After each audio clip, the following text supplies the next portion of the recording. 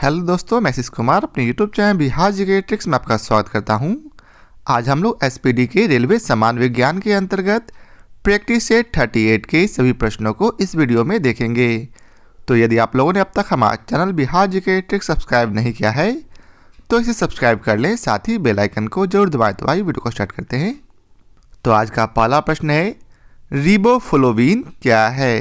तो इसका उत्तर है रिबोफ्लोविन एक विटामिन है। अगला प्रश्न है, रबर के वल्कनाइजेशन में प्रयुक्त होने वाला तत्व कौन सा है? तो इसका उत्तर है सल्फर, जिसे संकेत में कैपिटल एस लिखते हैं। अब अगला प्रश्न है, मानव शरीर में सर्वाधिक मात्रा में पाया जाता है, क्या पाया जाता है? तो मानव शरीर में सर्वाधिक मात्रा में जल पाया जाता है। अगला प्रश्न है, संक्रामक रोगों को रोकने के लिए दी जाने वाली औषधि का क्या नाम है? तो संक्रामक रोगों को रोकने के लिए दी जाने वाली औषधि सल्फाथियाजोल है। क्या है? सल्फाथियाजोल, जिसका प्रयोग संक्रामक रोगों को रोकने के लिए किया जाता है। अगला प्रश्न है, संश्लेषित दवा का उदाहरण क्या है? तो इसका उत्तर है एस्पिरिन। एस्पिरिन जो है संश्लेषित दवा का उदाहरण है। अगला प्रश्न है, कृत्रिम रेशम का निम्नलिखित नाम भी है, अर्थात कृत्रिम रेशम को और किस नाम से जानते हैं? तो कृत्रिम रेशम को हम लोग रेयॉन के नाम से जानते हैं। किस नाम से? रेयॉन के नाम से। अगला प्रश्न है, रक्त का थक्का बनने के लिए कौन सी प्रोटीन जिम्मेवार है? तो इसका उत्तर है एल्बुमिन ए। एल्बुमिन ए जो है रक्त का थक्का बनने के लिए जिम्मेवार है, जो कि एक प्रोटीन है। अगला प्रश्न है, आयोडीन युक्त हार्मोन कौन सा है? तो आयोडीन युक्त हार्मोन जो है थायरॉक्सिन है। क्या है? थायरॉक्सिन। अगला प्रश्न है, किसके द्वारा आनुवांशिकता के विज्ञान को आनुवांशिकी कहा गया है? तो किसके द्वारा कहा गया? तो यह जो है डब्ल्यू वाटसन के द्वारा कहा गया है। किसके द्वारा? डब्ल्यू वाटसन के द्वारा। अगला प्रश्न है, होमोसेपियंस किसका वैज्ञानिक नाम है? तो इसका उत्तर है होमोसेपियंस जो है मनुष्य का वैज्ञानिक नाम है। अगला प्रश्न है, अस्थि एवं सीमेंट में कौन सा तत्व समान है, अर्थात दोनों में कौन सा तत्व मौजूद रहता है? तो इसका उत्तर दोनों में कैल्शियम मौजूद रहता है। कौन सा तत्व? कैल्शियम। अगला प्रश्न है, भोजन की पाचन क्रिया शुरू होती है कहाँ से?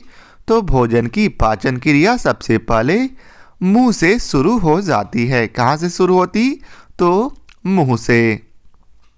अगला प्रश्न है, मानव शरीर में जल का परिमाण लगभग कितना होता? तो मानव शरीर में जल का परिमाण जो है लगभग 65 से 80% होता है। कितना?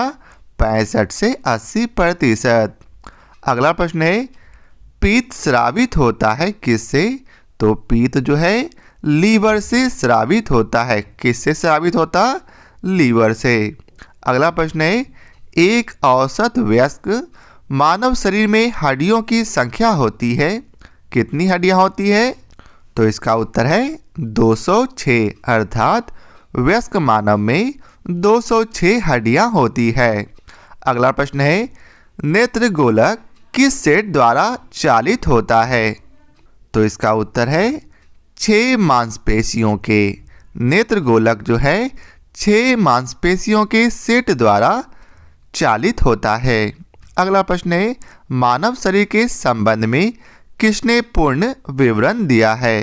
तो मानव शरीर के संबंध में विलियम हार्वे ने पूर्ण विवरण दिया है। अगला प्रश्न है, मानव शरीर में निम्न में से किस अंग की हड्डी सबसे लंबी होती? तो किस अंग की? तो इसका उत्तर है उरु, अर्थात जांघ की हड्डी सबसे लंबी होती है किसमें? मानव शरीर में। अगला प्रश्न है न्यूरॉन इकाई है किसकी? तो न्यूरॉन जो है तंत्रिका ऊतक की इकाई है। किसकी इकाई है? तंत्रिका ऊतक की। अगला प्रश्न है किसी मानव आँख के रेटिना पर बना प्रतिबिंब होता है, अर्थात मानव के आँख पर कौन सा प्रतिबिंब बनता है? तो मानव के आँख के रेटिना पर जो है वास्तविक और उल्टा प्रतिबिंब बनता है। कैसा प्रतिबिंब? वास्तविक और उल्टा प्रतिबिंब। अगला प्रश्न है 4 रक्त समुदाय दिए गए हैं जो हैं ए, AB, B तथा O। इनमें से कौन सा रक्त समुदाय दाता वैश्विक कहलाता है? तो कौन सा समुदाय? तो इसका उत्तर है रक्त ग्रुप O। अगला प्रश्न है मानव शरीर में रुधिर के स्कंदन में निम्नलिखित में से किस खनिज की भूमिका महत्वपूर्ण होती है? तो किस खनिज की? तो इसका उत्तर है कैल्शियम की। किसकी? कैल्शियम की। अगला प्रश्न है मानव शरीर में रक्त की परिशुद्धि की जाती है किसके द्वारा? तो मानव शरीर में रक्त की परिशुद्धि अर्थात प्यूरिफिकेशन जो है वृक्क द्वारा अर्थात किडनी के द्वारा किया जाता है। अगला प्रश्न है खून को बहने से रोकने में कौन सा विटामिन भाग लेता है? तो इसका उत्तर विटामिन के जो है खून को रोकने में सहायक होता है। अगला प्रश्न है रक्त का पीएच मान कितना होता है?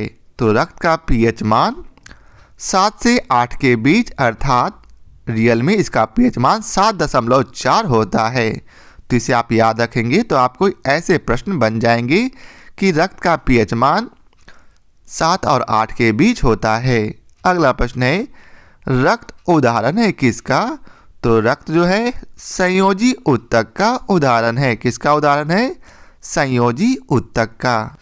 अब अगला प्रश्न है शरीर में हीमोग्लोबिन का कार्य क्या है? तो शरीर में हीमोग्लोबिन का कार्य ऑक्सीजन का परिवहन करना है। क्या करना है? ऑक्सीजन का परिवहन करना। अगला प्रश्न है पाचन और श्वसन नलियाँ कहाँ क्रॉस होती है? तो पाचन और श्वसन नलियाँ जो है ग्रसिका में क्रॉस होती है। कहाँ? ग्रसिका में। अगला प्रश्न है मनुष्य में लाल रुधिर कोशिकाओं के जीवन की अवधि कितनी होती है? तो इसका उत्तर है 120 दिन। कितने दिन? 120 दिन। अगला प्रश्न है सबसे कम विषालु नाइट्रोजनी अवशिष्ट कौन सा है? तो इसका उत्तर है यूरिया जो है सबसे कम विषालु नाइट्रोजनी अपशिष्ट है। अगला प्रश्न है मानवों में सगर्भता की औसत अवधि कितनी होती? तो मानवों में सगर्भता की औसत अवधि 36 से 38 सप्ताह होती है। कितना? 36 से 38 सप्ताह। अगला प्रश्न है पादपों में परागकण कहाँ पैदा होता है? तो पादपों में परागकण जो है परागकोश में पैदा होता है। कहाँ पैदा होता? परागकोश में। अगला प्रश्न है राष्ट्रीय पादप अनुवांशिक संसाधन ब्यूरो कहाँ पर स्थित है? तो यह कहाँ पर स्थित है? तो यह जो है नई दिल्ली में स्थित है। कहाँ? नई दिल्ली में। अगला प्रश्न है विषाणु संक्रमण से होने वाला रोग कौन सा है? तो विषाणु संक्रमण से होने वाला रोग जुकाम है। कौन सा रोग? जुकाम। अगला प्रश्न है डिप्थीरिया और इन्फ्लुएंजा का कारण क्या है? तो डिप्थीरिया का कारण जो है वह जीवाणु है जबकि इन्फ्लुएंजा का कारण विषाणु है। अगला प्रश्न है तारपीन प्राप्त किया जाता है किससे? तो तारपीन जो है वह चीड़ से प्राप्त किया जाता है। किससे प्राप्त किया जाता? चीड़ से। अगला प्रश्न है मनुष्य के कंकाल में कुल अस्थियों की संख्या कितनी है? तो मनुष्य के कंकाल में कुल अस्थियों की संख्या 206 है। कितनी? 206। अगला प्रश्न है, अंडे देने वाले स्तनधारी कौन है? तो अंडे देने वाले स्तनधारी डक बिल्ड प्लेटिपस है। कौन है? डक बिल्ड प्लेटिपस, जो कि स्तनधारी होते हुए भी अंडा देता है। तो यह था आज के वीडियो का आखिरी प्रश्न। आशा करता हूँ आप लोगों को हमारी यह वीडियो पसंद आया हो। यदि आप लोगों को हमारी यह वीडियो पसंद आया हो तो इस लाइक और शेयर जरूर करें। तो आज के लिए बहुत बहुत धन्यवाद।